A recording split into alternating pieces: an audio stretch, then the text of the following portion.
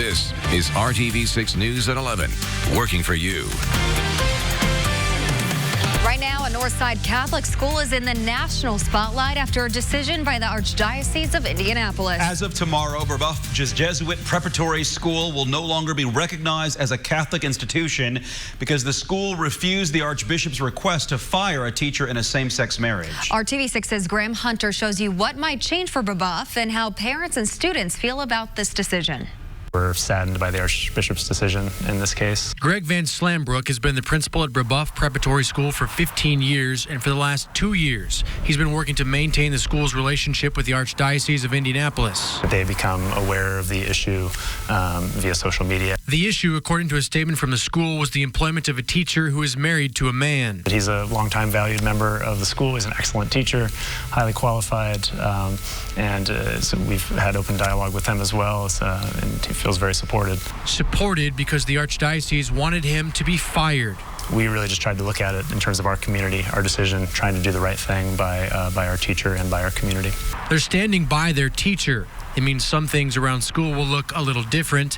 The Archbishop will not attend school events, and the staff won't be welcome at Archdiocese educational opportunities. We'll still have priests on campus. They'll still be administering the sacraments. We'll have all school masses. In a statement, the Archdiocese says the school can no longer use the name Catholic and will no longer be identified or recognized as a Catholic institution. The governance of the school and the Catholic identity of the school comes from its sponsorship by the Jesuits who founded the school in 1962. The decision to stand behind their staff member has been met with some pushback, but also support by other parents. Do you feel like this is the right message that they should be sending? Absolutely. I think it is the right message. Dino Awari's son will join the school next fall. It sends a message that the school is what their mission says, that they're men and women for others, and that they're an inclusive and welcoming community. And that's absolutely why we chose to send our son here. And school staff holds out hope the church will come around. Do you hope to reconcile that at some point in the future? I do, absolutely. We hope to keep up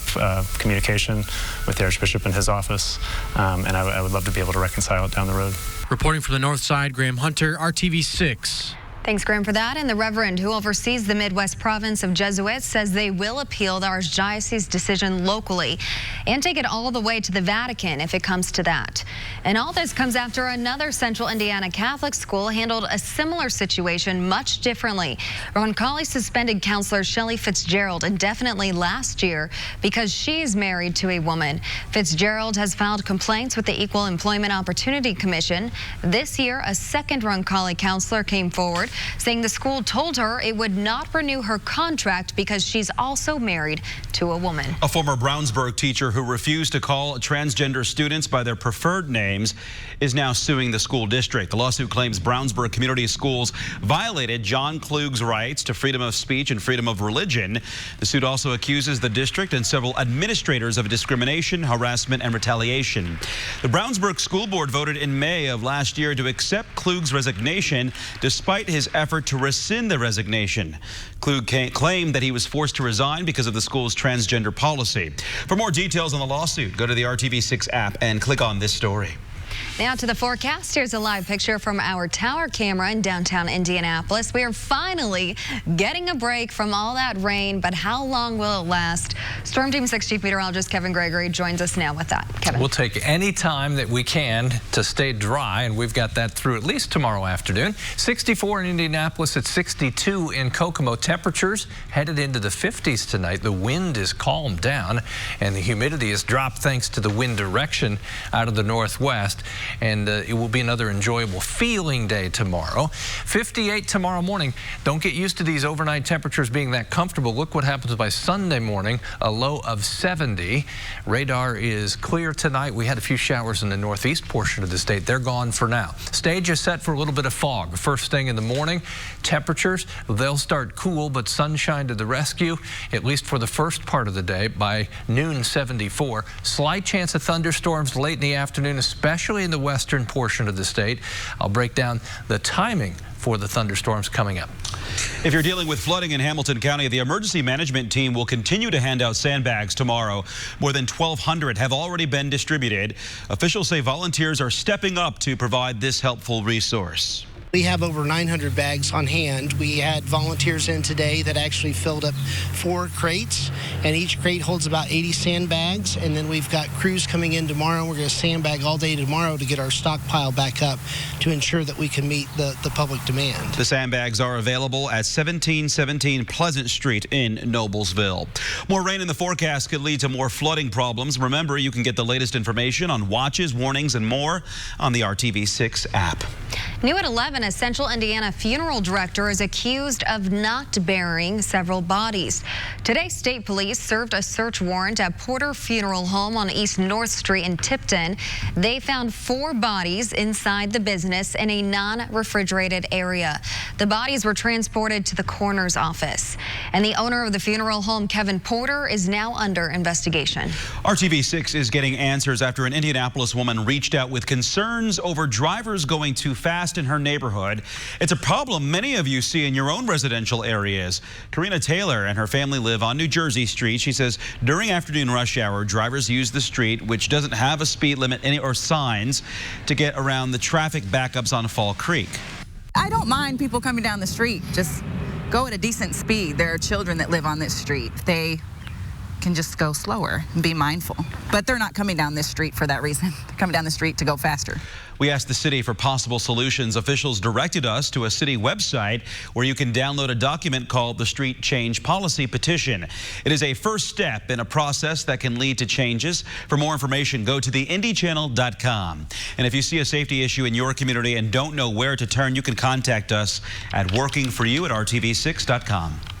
New at 11, police are asking for help identifying a suspect caught on camera robbing a local business.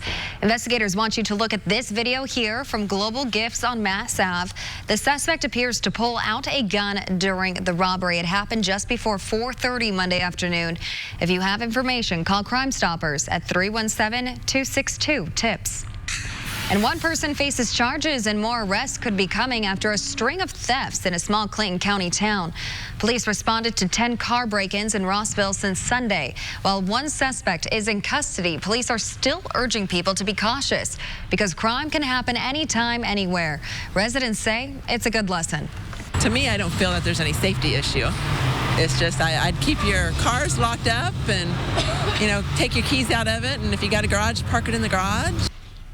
After searching the suspect's home, police recovered most of the stolen property. The motive is still a mystery, but the punishment is clear. 58 years in prison is the sentence for a man found guilty of a 2018 murder in Lawrence.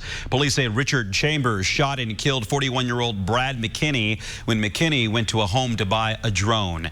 McKinney knew the seller. Chambers was a guest in the home at the time. The reason behind the shooting was never clear to police. For the second time in 4 months, a double murder case in Indianapolis has ended in a mistrial. The declaration came down today. The same day, jurors were expected to start deliberations. Maurice Turrentine is accused of killing 2 men in 2017 at a home on Villa Avenue on the southeast side. The prosecutor's office says the mistrial was declared because a defense attorney became ill. Lawyers are expected back in court next week to prepare for a possible third trial. A gun, fake cash, and blank bank cards are off the streets after an alert bystander called police. Metro officers confiscated the items after someone reported a suspicious person at a gas station on the east side. Police say the suspect is not legally allowed to own a handgun. Investigators say it is another example of if you see something, say something. The Republican candidate for Indianapolis mayor is getting involved in the debate over food deserts. This week, we told you A&I Variety Meats and Produce near 38th and Post on the northeast side may be forced to close. If that happens, it would be the latest of many grocery stores to close in that area. State Senator Jim Merritt is proposing to tackle the issue by providing funds to help people own smaller stores like bodegas instead of larger supermarkets. When I'm mayor of Indianapolis, I think the city council and myself need to look at a food TIF, a tax incremental financing tool for the city of Indianapolis, where we incentivize Robert Ernst of the world to come in and establish a bodega, a corner grocery. Mayor Joe Hogsett released a response highlighting his office's role in addressing food deserts, saying in part, quote, "Food insecurity is a serious challenge, one Mayor Hogsett wasted no time in addressing, holding a food insecurity summit in December of 2015 prior to taking office. Over the last 3.5 years, Mayor Hogsett has hired the first ever director of food insecurity for the city of Indianapolis," end quote. Indianapolis leaders are asking for your help as they plan to bring new life to an already bustling part of the city. Tonight, officials hosted a meeting to discuss early plans to revitalize Castleton. The city is analyzing the area's retail and market conditions, traffic, recreational opportunities, infrastructure needs, and more. We heard from the neighbors and some of the businesses and some of the major stakeholders in the area that they really wanted to discuss and to evaluate and understand the future of Castleton. If you could not attend this meeting, you can fill out a survey online. You can find a link by searching this story in the RTV6 app. Now coming up, our Hiring Hoosiers career coach explains how you can take advantage of free training for jobs in technology, construction, manufacturing, and much more. And a highly recruited Hoosier is headed to the NBA. A little later in sports, Romeo Langford's new team includes an Indiana native, beloved in the Hoosier state. You're watching RTV6 News at 11. At Zaxby's. This is RTV6 News at 11, working for you. Tensions between the U.S. and Iran continue to grow at this hour after Iranian forces shot down an American surveillance drone. ABC's Trevor Ault reports from Washington, where the president is calling top lawmakers to the Situation Room. Thursday, President Trump summoning congressional leaders to the Situation Room for a high-stakes military and intelligence briefing on Iran. The president telling reporters Iran made a mistake. These pictures from the Pentagon showing a U.S. surveillance drone falling from the sky, shot out of the air by an Iranian missile over the Gulf of Oman. Iran's military commanders saying that drone was over Iranian airspace, but the U.S. military says that's not true. This was an unprovoked attack on a U.S. surveillance asset that had not violated Iranian airspace at any time during its mission. Despite Iran's claims of defense, President Trump suggesting the missile fire may have happened by accident. Oh, I find it hard to believe it was intentional, if you want to know the truth. I think that it could have been somebody who was loose and stupid that did it. Some of the president's top allies now encouraging him to take aggressive action. Senator Lindsey Graham saying Iran should be ready for, quote, severe pain. All I can tell you, if you're not willing to stand up to aggression, you're going to get hurt. But other lawmakers from both parties urging caution. Senate Minority Leader Chuck Schumer saying inside the Situation Room, he asked for congressional approval to fund any sustained military effort against Iran. The president may not intend to go to war here, but we're worried that he and the administration may bumble into a war. President Trump was asked Thursday if he's being pushed into war by his own team, and he said no. In fact, if anything, he wants to get out of what he calls these endless wars. But when asked specifically about the possibility of war with Iran, the president simply said, "You'll find out." Trevor Ault, ABC News, Washington. 2 more people face charges in connection to the duck boat tragedy that killed 17 people, including 9 members of an Indianapolis family. Curtis Lanham, the general manager at Ride the Ducks in Branson, and Charles Baltzell, the operations supervisor, are now charged with misconduct and neglect. The boat sank during a storm in July of last year on a lake in Missouri. Several lawsuits have been filed. Thousands of Indiana families who rely on home health care nurses to take care of their children are asking state lawmakers for help. Families like Ann Geller and her husband. Their 8-year-old daughter Emma has cerebral palsy. Thanks to the aged and disabled Medicaid waiver, she qualifies for home nursing care. And he says the problem is keeping good, well-trained nurses long enough. They leave for higher paying jobs at hospitals or other facilities. We had a nurse who just left us earlier this year. We'd had her for about 2 years, and she got offered a job at a rehab center that was going to pay her $4 more per hour. And she has a family to take care of, and I don't blame her at all for making that decision. Supporters are asking for more funding for the program. Legislators have until June 30th to decide on a proposal to dedicate some of the state's budget surplus toward increasing the Medicaid reimbursement rate for home health care. People supporting a different healthcare concern made their voices heard by rallying outside Eli Lilly today. They want the company to lower the price of insulin, which is used to treat diabetes. Skyrocketing insulin costs have become a big national issue over the past year, with people sharing stories about rationing the drug or traveling to other countries to get it. Eli Lilly did respond to the backlash earlier this year, announcing a generic insulin option. It sells for $137 per vial. Now to hiring. Hoosiers and RTV6 initiative connecting you to job opportunities and resources. If you're looking for training to help you land a job in high demand, our career coach says there are many free and affordable options out there. There are several job training providers statewide that are funded through federal and state money. Contact your local adult ed program, such as C9, Ivy Tech, and also Vincennes is a provider. One of the funding programs that provides this free job training is called Next Level Jobs. And it helps you earn a certificate at no cost in several high-demand sectors, such as advanced manufacturing, building and construction, health and life sciences, IT and business services, and then transportation and logistics. In order to qualify for that training, you must be at least 18 years old, an Indiana resident, and work eligible. The program is for students without a college degree, and you have to enroll in a qualifying program like Central 9 Career Center in Johnson County. C9 has several next-level job trainings starting in August and September. Kevin.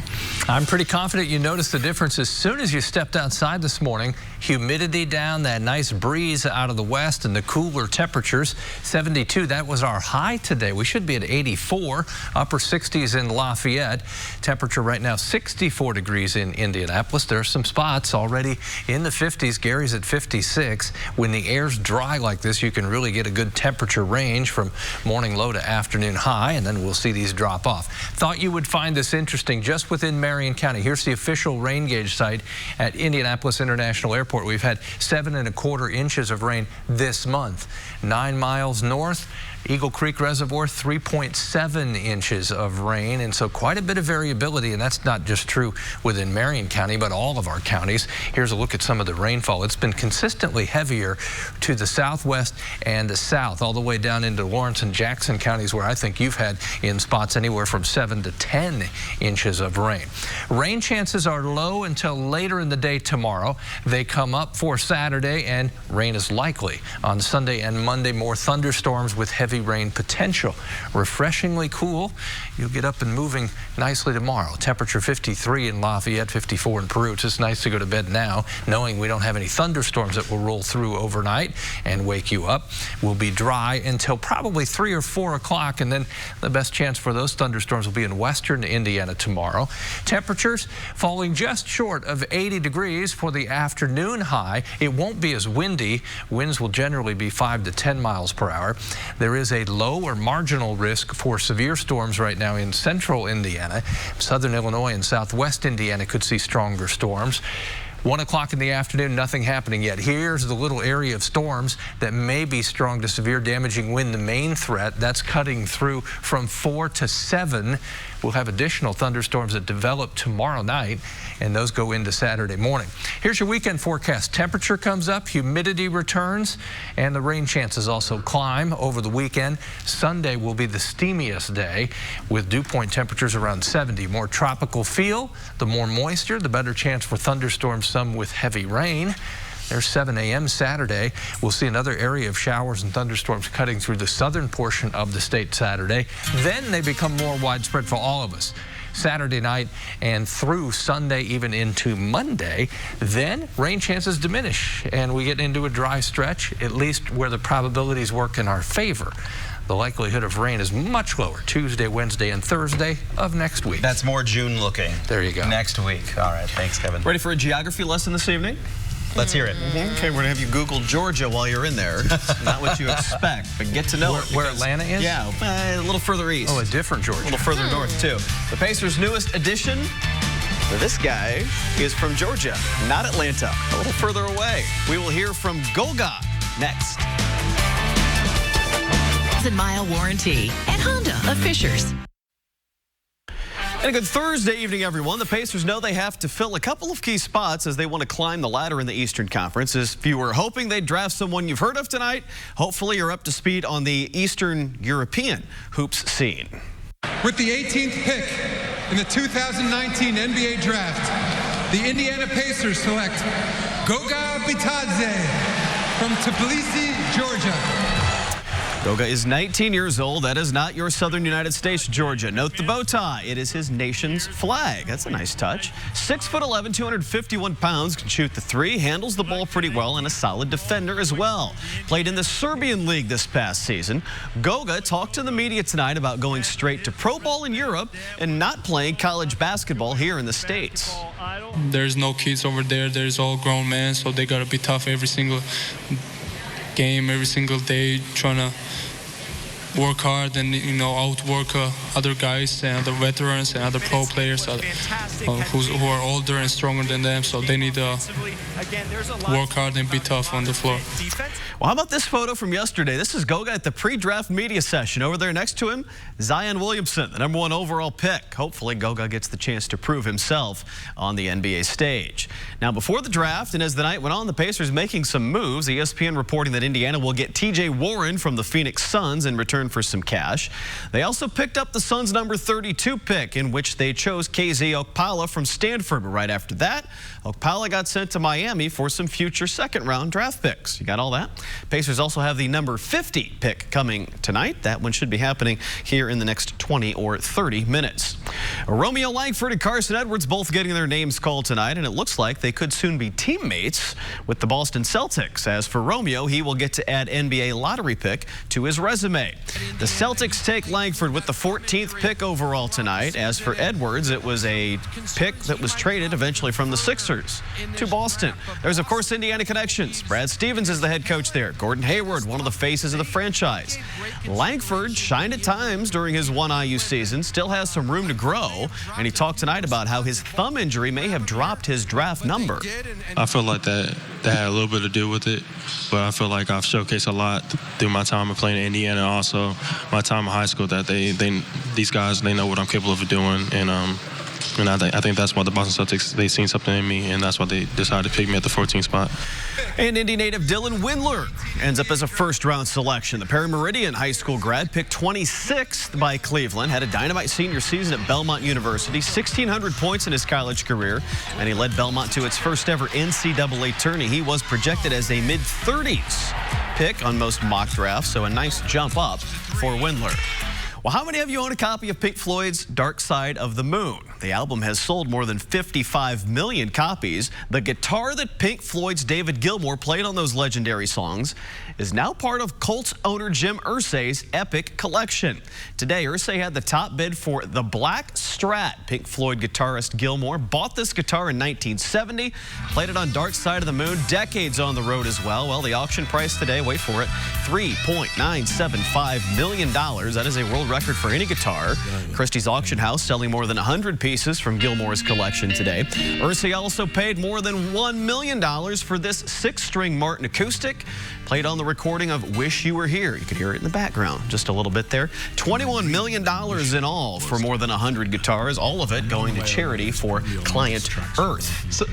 So yes, 2 guitars, $5 million. $5 million. Just a Thursday. Just a Thursday. Enjoy. Right. When's Friday then? We'll be right back. Dodge Jeep Ram. The only name you need to know. Comfortably cool first thing in the morning in the 50s, 58. By noon, you'll see the clouds increasing. Rain chances don't really increase until later in the day. Our chance for thunderstorms becomes more likely as we get to Friday night, then Saturday night, Sunday, and Monday. I just said Sunday, Monday real quick, just to kind of... Sunday, Monday. And then we dry out. Well, thanks for making RTV6 your choice for news. Have a good night, everybody. You like that?